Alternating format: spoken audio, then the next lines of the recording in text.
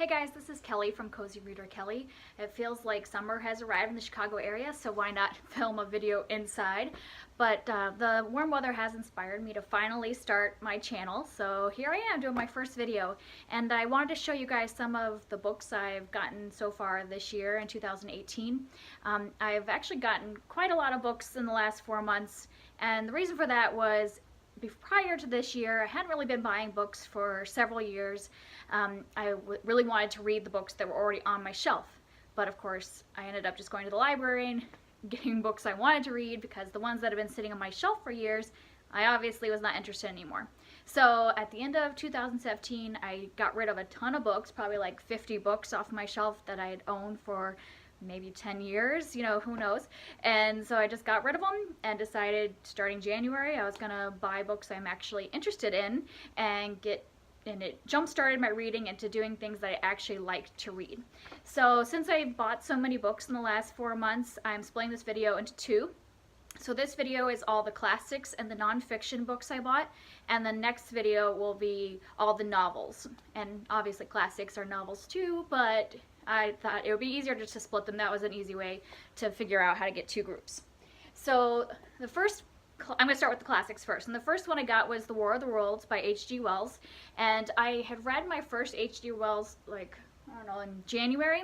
I read The Time Traveler and I really loved it. So I thought I would check out another one of his books. And I came across this in half-price books and, you know, just a few dollars. So I picked it up. And it's about alien invasion, but I don't really know anything else. And it's pretty short, so I figured I would just check it out. The next one is The Woman in White by Wilkie Collins. Wilkie Collins is known for writing Moonstone, which was said to be the first detective novel, and I meant to buy that book, but I couldn't find it at thrift books, and this one popped up, and a lot of people rated it really good, so I thought I would check it out. I don't really know anything about it other than it's a mystery thriller that he wrote in 1860, so I thought I would see if it's any good. The next book is The Blue Castle by Ellen Montgomery. She's the one that wrote all the Anne of Green Gables books, and this is supposed to be an adult book that is about romance and kind of like coming into a romance. And so I picked that up, and that was also from thrift books. And John Steinbeck's East of Eden. I read Grapes of Wrath when I was in high school, and I really loved it. I don't remember much of it because that was a while ago, but I thought I would check out another one of his books now that I'm an adult and see how I feel about it now. And the next one that I got from thrift books was I Captured the Castle, and I don't know much about these because they're classics. I figure they should just be good, and so this one, all I know is about a teenager who is from a poor area and living in an old castle and is writing about her life and journaling. And then I got Jane Eyre by Charlotte Bronte from, where did I get this? Book Outlet. And I've never read Jane Eyre, so I figured it was finally time to get around to reading it. So those are all the classics I bought so far this year. And now on to my nonfiction, and this is kind of cheating because this is a book I got for Christmas, so it wasn't in 2018, but it was pretty close to that. I got Jon Krakauer's Into the Wild, and I had read a book by Jon Krakauer last year, and I really enjoyed it. It was Under the Banner of Heaven, and so I asked, when people asked me what I wanted for Christmas, I said, go ahead and give me one of his books, and my brother-in-law bought me this book, Into the Wild, and it's all about a young man in his 20s who just decides to get rid of all of his money, all of his possessions, and just like go on an adventure across the US. And he ends up in Alaska, and kind of how things fall apart on his trip when he's in Alaska. And then these are the next few are ones I got at thrift books. I like to buy a lot of my books used because until I know if I like them, I don't want to spend a lot of money, and because I'm into being an environmentalist and like making sure that we're not just always buying new things, so I like to buy a lot of used books. So the next few are from thrift books. I got another Jon Krakauer, Into the Air, and this one's about a disaster on Mount Everest. And the next was Call the Midwife by Jennifer Worth. I don't know much about this except for that it's what the BBC show is based off of, or the PBS. I guess it was PBS, right? Or is it BBC? I don't know. But yeah, it is BBC, but then it's aired here on PBS. And a lot of people love the show, so I thought I would check out the book that the show is based off before I actually watch the show. And the next one is Dreams from My Father by Barack Obama. He wrote this before he became president, and it's about his journey to discover who his father was, because he didn't grow up with his father, and he started looking into it after he found out his father had died. So this is kind of like the memoir that talks about him discovering his past and all that. And everybody gives it really good reviews, so I just wanted to check it out and see what he has to say about his past. The next one is called The Color of Water, and it's a black man's tribute to his white mother by James McBride. And I don't know much about this other than it gets really excellent reviews. I just kind of researched like what are some of the top 10 memoirs that you should read, and this one popped up on there, and I guess it's about a man whose mother was white, and he grew up knowing they were different, but never really talked to his mother about it, and then eventually like sat down as an adult and asked his mom what her story was, and sharing it in this book. And the last one from Thrift Books I bought is called Love and Logic: Magic for Early Childhood. And this is obviously a self-help book, but I have two little girls, one who is a 3-year-old that feels like she's going to be 15 next year because she has a lot of sass, and then a 6-month-old.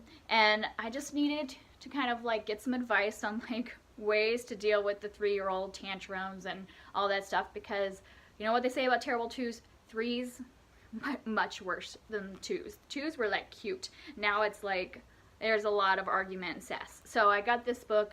I had recommendations from it of being a good one of how to like talk to your kid without like yelling, you know, like to actually like work through the problems and teach them how to solve their own issues and things like that.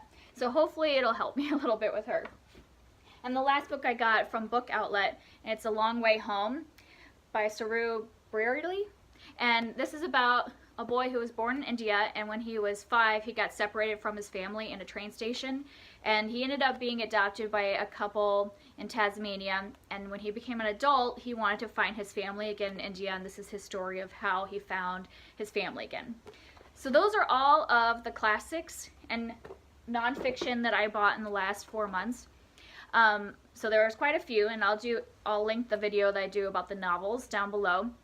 The other thing I want to do is that I haven't been buying books much in the last several years, and because I'm like suddenly buying all these books, I was feeling a little guilty. So in order to kind of like balance out that guilt of spending so much money on myself and books, I really want to this year, for every book that I buy, donate $1 to a charity that deals with literacy or education in some way.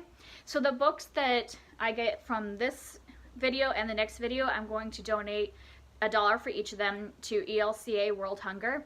And you might wonder what a World Hunger Organization has to do with education, but this is an organization that believes in approaching hunger from a holistic approach, and they think that in order to eradicate hunger, you have to first get at the basis of why there is no food. So that is dealing with resources, dealing with education, clean water, healthcare, all those things that surround being hungry. And reason I picked this one is because I'm very familiar with it because I used to work for them. And I know that they have low administration costs, and they also really work with the communities and find out what people in the community need. Because that's like my #1 priority when I'm looking for a charity. I want a charity that isn't just like, oh, you need something, I'm going to throw something at you. They actually like see what that community is in need of and bring it to them. So that's the organization I'm giving to this time. If you want to know more about it, I'll link them down below. And also I would like to get more ideas from you guys about different charities that have to do with education and literacy. So if you can give those to me, and my my 2 top things that I need in a charity is I need to know trustworthy, like how do they spend their money. So if you know like they have low administration costs and that you know where the money is going, that's important to me. And the other thing is, it is important to me that organizations are working in the community and aren't just throwing money out there. Because I think it's important to deal with people in a respectful manner and not just decide for them what they need. So if you know of charities that deal with those two things and have to do with education, please comment down below so that I know what to give to next time. Thanks, and I look forward to seeing you next time. Bye.